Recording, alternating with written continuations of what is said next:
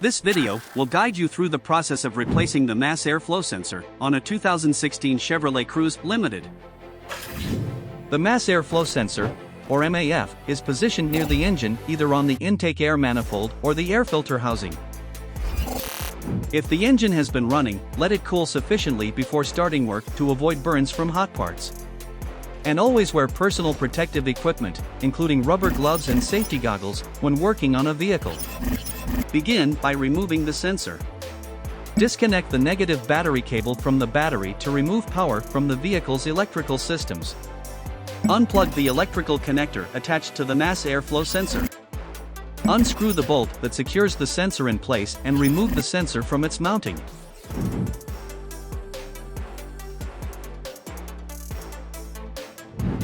Next, perform a thorough visual inspection of the sensor.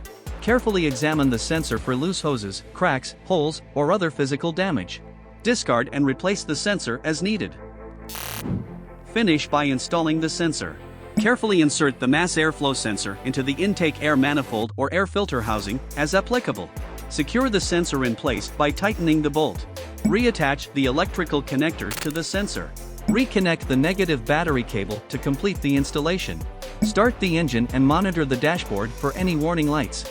If none are present, test drive the vehicle to confirm proper operation without any issues. This concludes the procedure for replacing the mass airflow sensor on a 2016 Chevrolet Cruze Limited. Thanks for watching.